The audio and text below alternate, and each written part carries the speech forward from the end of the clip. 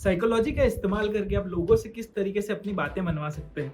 अगर आज के टाइम की बात करें, जो सबसे इंपॉर्टेंट जो स्किल होता है वो होता है कि आप लोगों के साथ कैसे कम्युनिकेट करते हैं, लोगों को कैसे परसुएड करते हैं। बिकॉज आज के ज़माने में जितने भी लोग बड़े हुए हैं, be it Elon Musk, Jeff Bezos या फिर दुनिया का कोई भी इंसान जो सक्सेसफुल हुआ है बिजनेस के अंदर या फिर अपनी प्रोफेशनल लाइफ के अंदर, तो एक सबसे बड़ा जो कॉमन स्किल होता है वो होता है दूसरों को अपनी बात मनवाना। अगर आप लोगों को अपनी बात मनवा सकते हैं तो आप हर फील्ड के अंदर सक्सेसफुल हो सकते हैं। और आजकल के जो जितने भी सक्सेसफुल लोग हैं, कहीं ना कहीं वो साइकोलॉजी का इस्तेमाल करते हैं। हमारे प्राइम मिनिस्टर नरेंद्र मोदी से लेकर मुकेश अंबानी से लेकर हर वो एक इंसान जो कहीं ना कहीं अपनी फील्ड में सक्सेसफुल है, वो जाने अनजाने ये एक पर्टिकुलर टेक्निक का इस्तेमाल करता है लोगों को अपनी बातें मनवाने के लिए।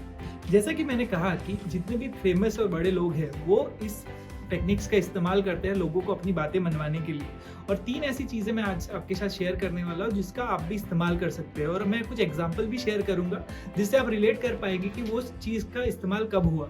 तो सबसे पहली जो टेक्निक है उसको कहते हैं foot in the door technique. उसका मतलब ये होता है कि जब भी आप किसी इंसान के पास जाते हैं और आप उसको कुछ रिक्वेस्ट करना चाहते हैं, तो ऐसा माना जाता है कि अगर आप डायरेक्टली ही उनको अपनी ओरिजिनल रिक्वेस्ट करेंगे तो शायद वो मना करे। बट आपको उसके बदले क्या करना चाहिए कि जब उनके पास जाते हैं, कुछ ऐसे क्वेश्चन पूछिए, कुछ ऐसी बातें करिए जहाँ पे वो मना ना कर पाए। फॉर एग्जाम्पल, अगर आपको पता हो कोविड का जब टाइम आया इंडिया के अंदर, तो पहले दिन एक ही दिन का पूरा इंडिया बंद रहेगा ऐसा ऐलान हुआ था। और पूरा दिन, एक दिन के लिए सभी लोगों ने सपोर्ट किया। और जब उसी शाम को ये ऐलान हो गया कि अभी लॉकडाउन हो चुका है, अगर आप सोचिए, अगर पहले ही दिन जब पूरा मार्केट चालू था, सारे लोग घूम रहे थे, अगर उसी दिन ये बोला होता कि अभी मैं सीधे 40 दिन का पूरा बंद होगा भारत, तो क्या लोग एग्री करते?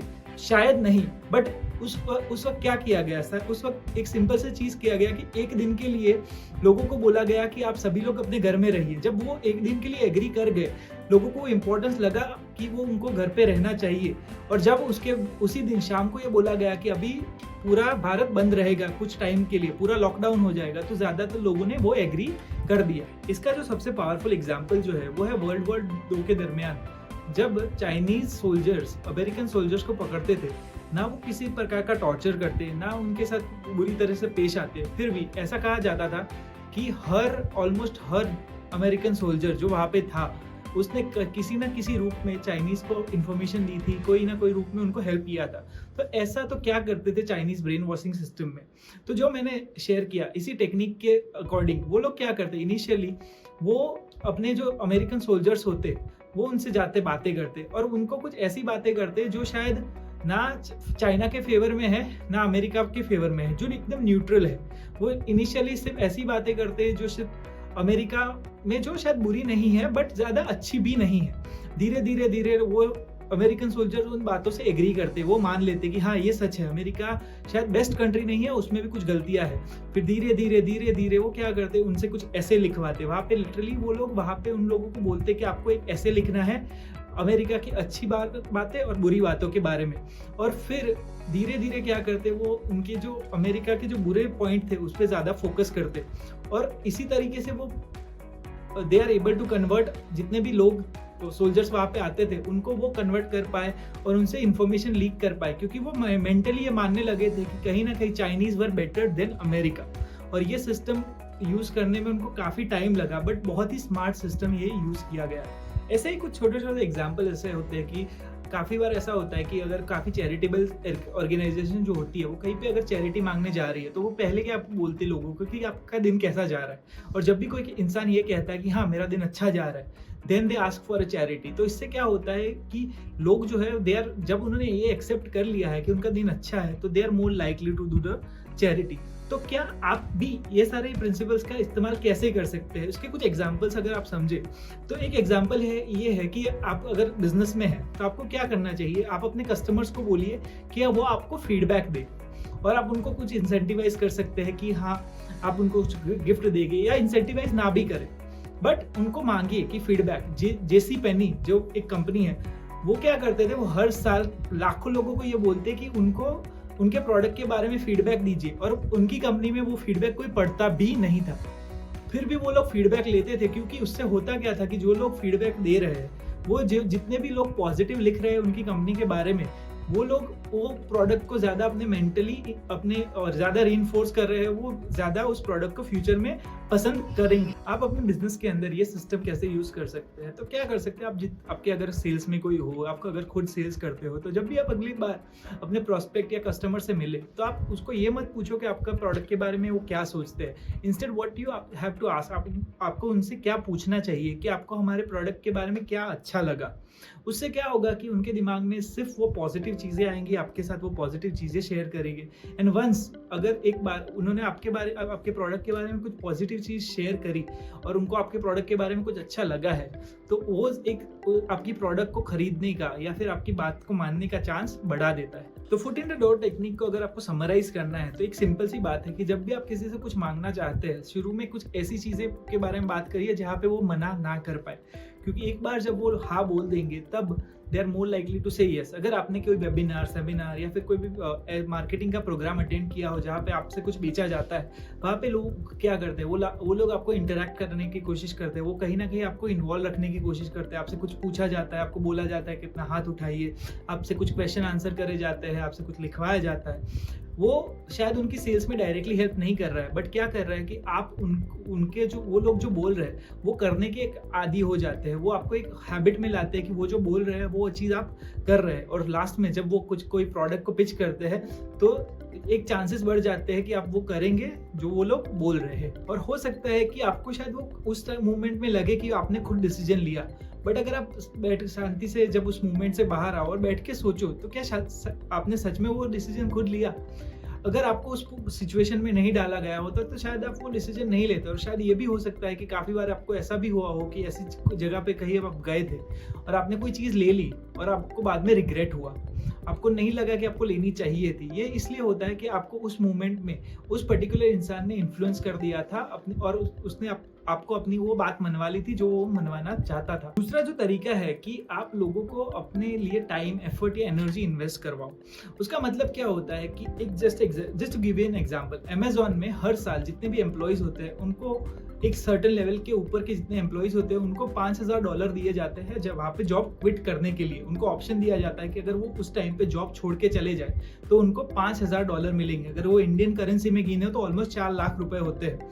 और जब उसका लॉजिक पूछा गया तो उनका सब यही मानना था कि हमको ऐसे ही लोग चाहिए जिनको चाहिए, जो अमेज़न में रहना चाहते हैं, सिर्फ पैसे की वजह से नहीं है।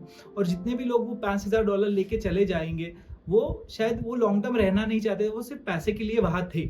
और जो लोगों ने वो $5,000 को रिजेक्ट किया तो वो कहीं ना कहीं उन्होंने वो चीज़ के लिए सेक्रीफाइस किया, now they are more committed वहाँ पे रहने के लिए। ये एक पर्टिकुलर चीज़ है जो आपको समझना पड़ेगा, क्योंकि कई बार क्या होता है कि हमको हमारी ज़िंदगी में कॉमन सा चीज़ ये होती है कि हमने अगर किसी को कुछ पैसे दिए हैं तो कई बार क्या होता है कि अगर वो इंसान हमको वापस नहीं देता है। ज़्यादातर केसेस में हम हर इंसान ने ये चीज़ एक्सपीरियंस की होती है। और हम अगर अपने आप को देखें तो हमने जिससे लिए हैं हम शायद उनको नहीं दे रहे हैं। अगर हम इस पूरे सिनारियो को समझे तो होता ये है कि हम वो भी वहाँ पे भी कंसिस्टेंसी का प्रिंसिपल जो है यूज होता है कि जिस इंसान को हमने कुछ दिया है we are more likely to give them, उनको हम ज़्यादा चांसेस है हमारे कि हम उसको देंगे रादर देन समबडी जिसने हमको कुछ दिया है। तो ये चीज़ आपको समझनी पड़ेगी कि कई बार हमको लगता है कि ऐसे लोगों जो आपसे पैसे लेते हैं वो लेते ही रहते हैं, वो आपको कभी वापस नहीं करते, बट उनका भी कहीं ना कहीं वो मेंटल बैरियर होता है जिसकी वजह से वो शायद आपको वो पैसे चाह के भी वापस नहीं कर पा रहे। तो उसके लिए आप क्या कर सकते हैं, व्हाट यू कैन डू कि लेट्स से कि अगर आप किसी को पैसे दे रहे हैं, लेट्स से 50,000, 1 लाख रुपए, तो हो सकता है कभी कभी आप उनसे 500 रुपए मांग लो जिसके लिए वो मना ना कर पाए। तो उससे क्या होगा कि वो मेंटल बैरियर जो है वो निकल जाता है and they are more likely to return the money जो आपने उनको दिया है। अगर आपको अपने बिजनेस के अंदर ये चीज़ इस्तेमाल करनी है तो इसका एक तरीका होता है कि आप अपने प्रोडक्ट और सर्विस के लिए ज़्यादा चार्ज करें।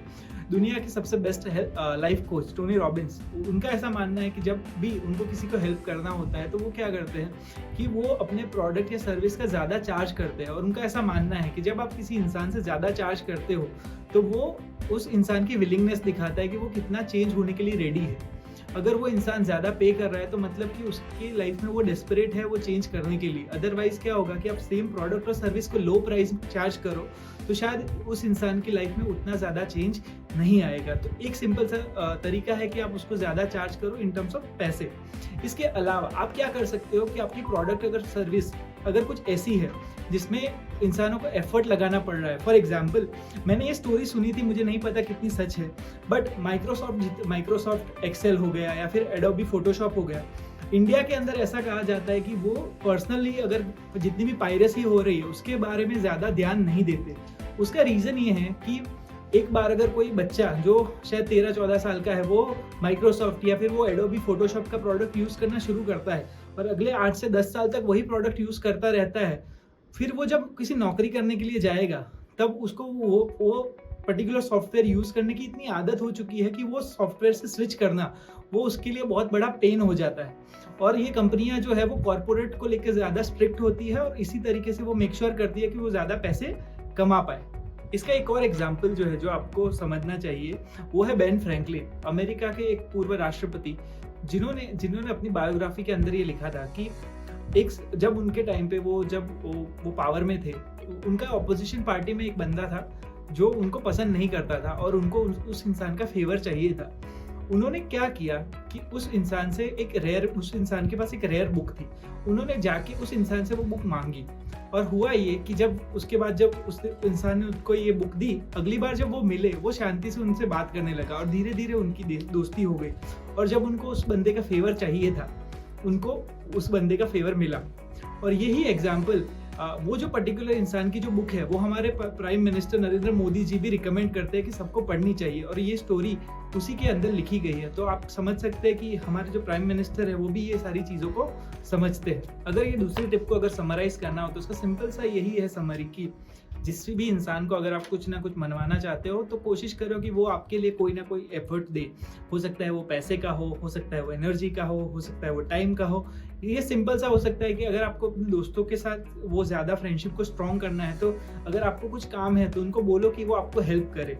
जो लोग अगर वो आपको हेल्प करने के लिए रेडी होते हैं तो उनके साथ आपका जो बॉन्ड है वो स्ट्रॉन्ग होता जाता है। तो सिंपली उनको एफर्ट करवाओ, यही इसका समरी है। हम तीसरी टिप पे जाए उससे पहले मैं आपको बताना चाहता हूँ कि आज हम एक साइकोलॉजिकल प्रिंसिपल के बारे में बात करने वाले हैं। इसके अलावा देयर आर मोर देन 100 से ज़्यादा ऐसी एडवांस साइकोलॉजी की टिप्स है जिसका इस्तेमाल करके आप लोगों को कन्विंस कर सकते हैं, लोगों से आपकी बातें मनवा सकते हैं। आप अपने बिजनेस के अंदर, अपनी प्रोफेशनल लाइफ के अंदर, अपनी पर्सनल लाइफ के अंदर उन चीज़ों को यूज़ करके अपनी लाइफ को इम्प्रूव कर सकते हैं। और अगर आपको ये सारी टिप्स जाननी है तो नीचे एक लिंक दी गई है और वहाँ पे जाके आप मेरे न्यूज़लेटर ज्वाइन कर सकते हैं, जहाँ पे हर वीक मैं आपको एक न्यूज़लेटर भेजूंगा जहाँ पे कुछ वीडियोस होंगे, कुछ ब्लॉग्स होंगे, जो पढ़ के, जो कंज्यूम करके आप ये साइकोलॉजी का अंडरस्टैंडिंग बहुत ज़्यादा गहरा कर सकते हो और अपनी लाइफ को और ज़्यादा बेनिफिट कर सकते हो।